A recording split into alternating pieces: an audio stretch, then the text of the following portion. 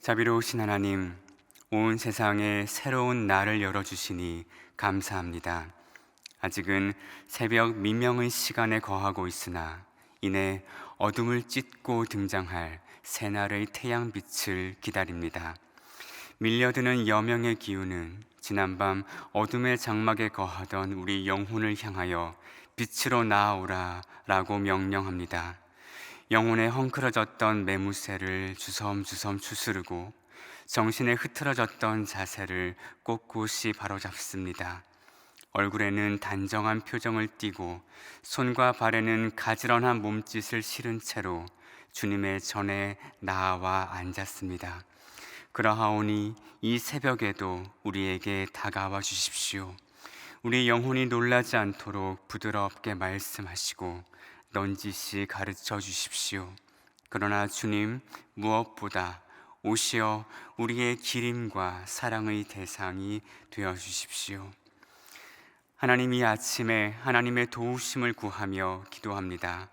성경의 유구한 전통에 따라 시편의 고백에 입술과 마음을 맞추어 기도하오니 우리 기도를 들어주십시오. 여호와여, 주의 도를 나에게 가르치소서. 내가 주의 진리에 행하오리니 일심으로 주의 이름을 경외하게 하소서. 주 나의 하나님이여, 내가 전심으로 주를 찬송하고 영원토록 주의 이름에 영광을 돌리오리니 이는 나에게 향하신 주의 인자하심이 크사 내 영혼을 깊은 수월에서 건지셨음이니이다. 하나님이여, 교만한 자들이 일어나 나를 치고 포악한 자의 무리가 내 영혼을 찾아싸우며 자기 앞에 주를 두지 아니하였나이다. 그러나 주여, 주는 긍휼히 여기시며 은혜를 베푸시며 노하기를 더디하시며 인자와 진실이 풍성하신 하나님이시오니 내게로 돌이키사 내게 은혜를 베푸소서. 주의 종에게 힘을 주시고 주의 여종의 아들을 구원하소서. 은총의 표적을 나에게 보이소서. 그러면 나를 미워하는 그들이 보고 부끄러워하오리니 여호와여, 주는 나를 돕고 위로하시는 이신이이다. 하나님, 우리는 지금 긍휼히 여기시며 은혜를 베푸시며 노하기를 더디하시며 인자와 진실이 풍성하신 하나님이 필요합니다. 하나님의 살뜰한 돌보심이 절실합니다. 개인으로서의 우리도 하나님의 도움이 필요하지만 공동체에서의 우리는 하나님의 도움을 절실히 필요로 합니다. 무엇보다 이 나라를 긍휼히 여겨 주십시오. 이 나라에 은혜를 베풀어 주십시오. 어지러운 시절을 우리가 통과합니다. 작년 말부터 지속하는 혼란의 사태가 끝날 기미를 보이지 않습니다. 국민의 마음은 분열하고 일상의 안정감은 그 흔적이 흐릿하고 희미합니다. 시편에 말씀하시듯 기초가 바닥부터 흔들리는 이 마당에 의인인들 무엇을 할 수 있겠습니까? 그러므로 눈을 들어 하늘을 바라보니 사랑과 진실이 만나고 정의는 평화와 서로 입을 맞추는 현실을 끌어오게 해 주십시오. 그렇더라도 하나님, 무너진 세계 속에서도 일상을 살아가도록 힘 주시기를 간청합니다. 오늘 하루 우리 소망의 성도들을 지켜주십시오. 말씀의 뿌리를 받고 양분을 얻게 하시며 기도의 파도에 올라타 힘을 얻게 하시옵소서. 하나님께서 우리에게 베풀어 주신 온 세상과 조화를 이루며 살게 하시고 나의 숨을 가쁘게 쉬느라 나도 모르게 타인의 숨구멍을 막지 않게 하시옵소서. 나의 일상에 가까이 있는 사람을 살갑게 아끼며 살아가게 하시고 우리가 얽혀 사는 온갖 관계 속에서 곱고 선한 말과 표정과 행동으로 일관하게 하시옵소서. 생업에 복을 주셔서 뜻하지 않은 낭패의 사건으로부터 보호하시고 좌절을 겪는 시간을 지나더라도 솟구칠 힘을 허락하시옵소서. 자라나는 우리의 자녀들에게 생의 기쁨을 허락하시되 하나님 안에서 삶을 소중히 여길 줄 아는 지혜를 발견하게 하시옵소서. 병환 중에 있는 성도를 위로하시고 고통에 뒤덮여 그늘이 짙게 들어 드리워진 얼굴로 주님을 찾을 때 지체하지 마시고 응답하시옵소서. 그리하여 우리 소망의 모든 성도가 오늘 하루를 하나님 앞에서 감사하며 살아가도록 인도하시옵소서. 김경진 담임 목사님을 권능의 손으로 붙드시고 말씀을 준비할 때 번뜩이는 통찰을 주시며 선택의 순간마다 지혜를 더하시고 기도의 무릎을 꿇을 때마다 마음의 간구에 응답하시옵소서. 이제 말씀 앞으로 나아갑니다. 우리의 정신을 가다듬고 우리의 마음을 주님께 활짝 엽니다. 그러하오니 주님, 한 말씀만 하시옵소서. 우리 주 예수 그리스도의 이름으로 기도합니다. 아멘. 이 아침에 하나님께서 우리에게 베푸시는 말씀은 신약성경 누가복음 9장 7절에서 9절입니다. 하나님의 말씀을 한 목소리로 받들어 읽습니다. 분봉왕 헤롯이 이 모든 일을 듣고 심히 당황하니 이는 어떤 사람은 요한이 죽은 자 가운데서 살아났다고도 하며 어떤 사람은 엘리야가 나타났다고도 하며 어떤 사람은 옛 선지자 한 사람이 다시 살아났다고도 함이라. 헤롯이 이르되 요한은 내가 목을 베었거늘 이제 이런 일이 들리니 이 사람이 누군가 하며 그를 보고자 하더라. 아멘. 오늘 본문은 두 가지 측면에서 살펴볼 수 있겠습니다. 첫 번째 측면은 이 본문이 예수님에 관하여 무엇을 말하는가입니다. 그리고 두 번째 측면은 이 본문이 우리 사람, 헤롯이라는 사람을 통하여 우리 인간을 두고 무엇라 말하는가, 이렇게 살펴볼 수 있겠습니다. 먼저 예수님에 관해서는 어떻게 말하는가? 누가복음의 저자는 대단한 이야기꾼인 것 같아요. 누가의 이야기 기술은 탁월합니다. 그는 청중의 귀를 사로잡는 방법을 알고 있습니다. 오늘 본문에 바로 앞구절과 바로 뒷구절을 연달아 읽어보겠습니다. 그러니까 6절과 10절을 이어서 읽어보자는 말씀입니다. 먼저 6절입니다. 함께 읽습니다. 제자들이 나가 각 마을에 두루 다니며 곳곳에 복음을 전하며 병을 고치더라. 이어서 10절을 읽겠습니다. 사도들이 돌아와 자기들이 행한 모든 것을 예수께 여쭈니 데리시고 따로 벳세다라는 고을로 떠나가셨으나. 방금 우리가 읽었다시피 6절에서 제자들은 나갑니다. 나가죠. 10절에서 제자들은 돌아옵니다. 돌아오죠. 흐름이 어떤가요? 나가고 돌아옵니다. 이 흐름이 거슬리지 않습니다. 자연스럽습니다. 이야기의 흐름만 고려하면 6절에서 10절로 바로 이어져도 무방합니다.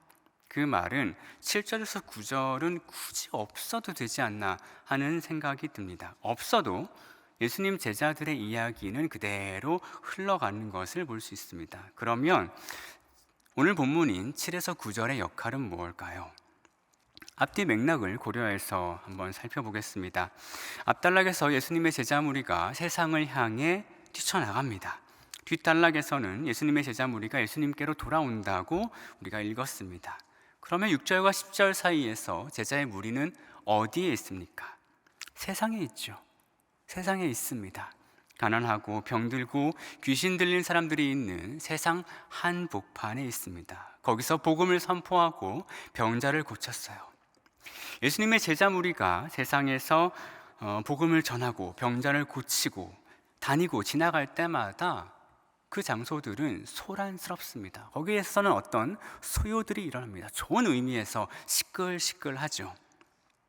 제자 무리는 지금 헤롯이라는 왕이 다스리는 세상을 시끄럽게 하고 있습니다. 그 소란한 소식은 왕인 헤롯의 귀까지 들어갔어요.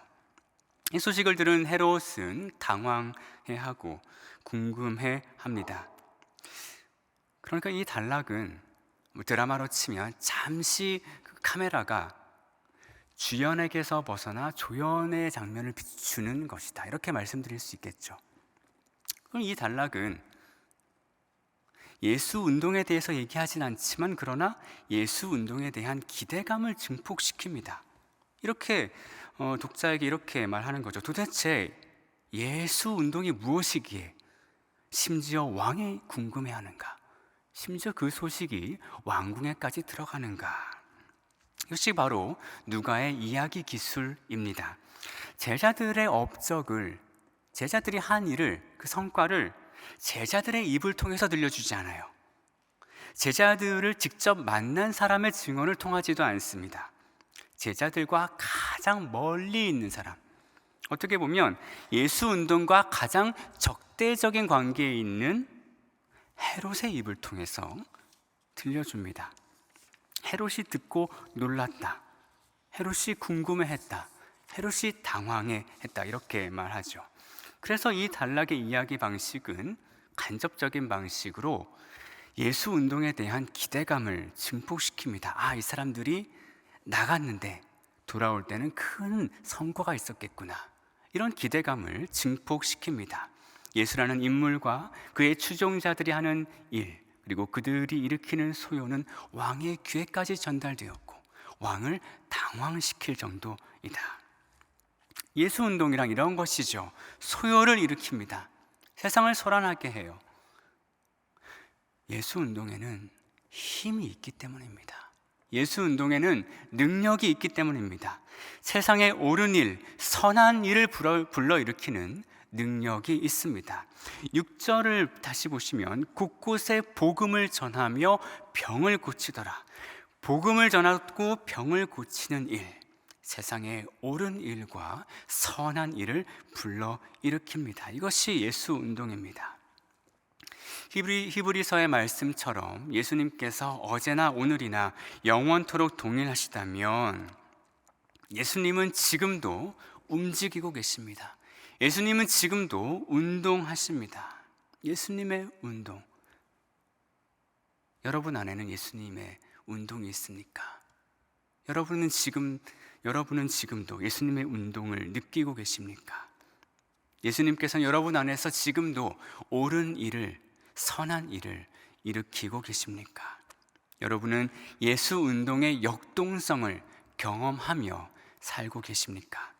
우리가 예수를 믿는다 하면서도 이 예수 운동의 힘, 이 예수 운동의 능력, 예수 운동의 역동성을 경험하지 못하면 우리는 불행하다고 말할 수 있겠습니다. 이 아침에 다시금 믿으시길 바랍니다. 예수의 이름에 힘이 있습니다. 예수님은 지금도 우리 가운데 움직이고 계십니다. 예수님은 지금도 우리 안에서, 그리고 우리를 통하여 옳은 일과 선한 일을 자아내고 계십니다.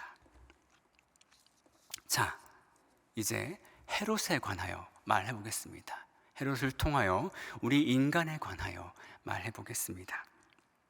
방금 말씀드렸다시피 헤롯은 예수 운동의 파장을 경험합니다. 직접 경험하지 않고 간접 경험하죠. 그것만으로 그는 당황합니다. 당황한다는 건 무엇입니까? 자기 통제를 벗어났다는 거예요. 자기가 통제할 수 없다는 것입니다. 그 일을 자기가 해석할 수 없고 그 일에 자기가 조치할 수 없어요. 그런 일이 발생하면 사람은 당황합니다. 통제력을 상실했다는 뜻입니다.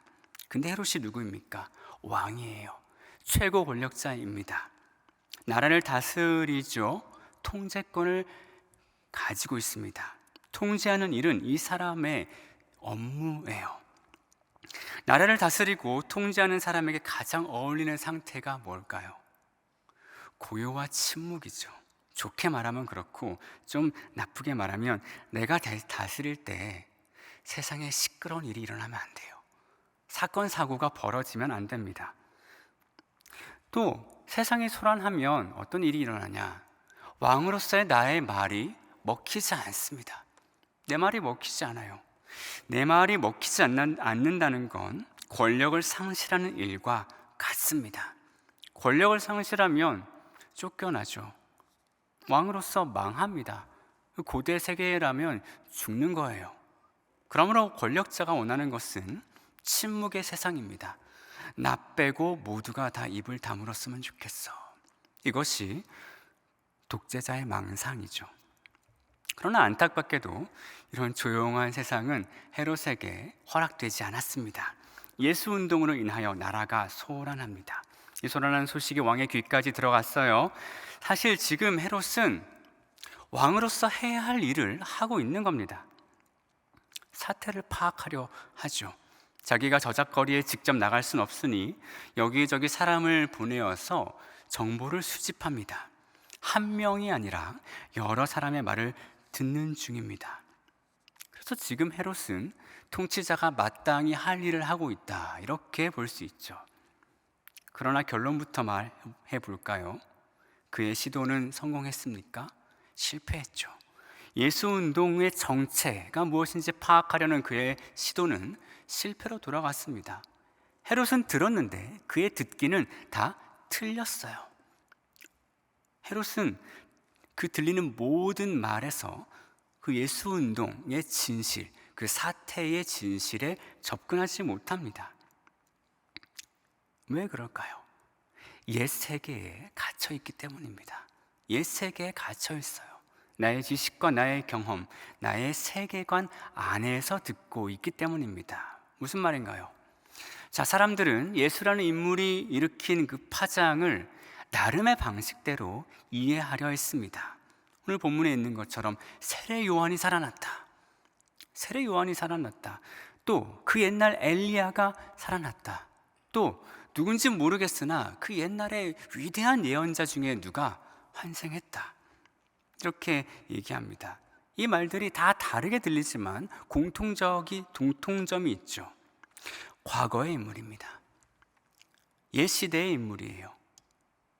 이미 죽은 사람들입니다. 과거의 인물로 새로운 인물을 파악하려 했어요. 옛 시대의 인물로 새 시대의 인물을 파악하려 했습니다. 죽은 사람으로 생명 그 자체이신 예수님을 파악하려 했어요. 그러니 실패하죠. 실패할 수밖에 없습니다. 자, 헤롯은 똑똑한 사람이죠. 영민한 사람입니다. 이건 안 되겠다. 그 실패를 만회하려고 합니다. 듣기에 실패했으니까 이제는 보고자 합니다. 그는 자기 판단을 신뢰하죠. 세례 요한은 내가 못 베어 죽였어. 자기 판단이잖아요. 그 판단을 신뢰합니다. 강단이 있죠. 여기까지는 좋았어요. 똑똑한데 그 다음이 틀렸습니다. 자, 헤롯은 예수를 보고자 해요. 청각적 정보에 실패했으니까 이제 시각적 정보를 얻으려고 하죠. 보기가 듣기보다 정확하니까. 근데 여러분, 결론을 알고 계시죠? 헤롯의 보기도 실패했습니다. 누가복음 23장에 나오는데 누가복음 23장 8절과 9절을 제가 세 번역으로 읽어봅니다. 그 예수님이 잡혀가셨을 때 얘기예요. 그때 이제 헤롯과 만나거든요. 그때 이렇게 기록합니다. 헤롯은 예수를 보고 매우 기뻐하였다. 그는 예수의 소문을 들었으므로 오래전부터 예수를 보고자 하였고 또 그는 예수가 어떤 기적을 일으키는 것을 보고 싶어 하였다. 그래서 그는 예수께 여러 말로 물어보았다. 그러나 예수께서는 그에게 아무 대답도 하지 않으셨다. 헤롯은 결국 예수를 봅니다. 보고 기뻐해요. 옛날부터 보고 싶었거든요. 기뻐합니다. 근데 그는 예수를 알아보지 못했습니다. 예수를 알아보지 못했고 예수님에게서 진리의 말씀은커녕 말 한마디도 듣지 못했습니다. 보아도 보지 못한 것이고 구해도 답을 듣지 못한 겁니다. 뭐가 문제입니까? 뭐가 문제인가요? 영국의 미술 비평가이자 작가인 존 버거는 다른 방식으로 보기라는 책에서 보는 행위, 보는 것에 관하여 이렇게 말합니다. 우리가 사물을 보는 방식은 우리가 알고 있는 것 또는 우리가 믿고 있는 것에 영향을 받는다. 말에 선행하여 말로는 도저히 설명할 수 없는 이 본다라는 행위는 자극에 기계적으로 반응하는 따위의 단순한 문제가 아니다.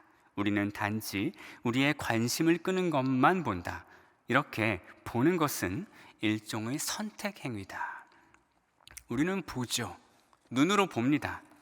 내 눈으로 보는 것을 맞다고 여겨요. 아, 그게 진실이구나. 근데 우리가 보는 것은 우리가 아는 것, 그리고 우리가 믿는 것에 영향을 받는다는 입니다.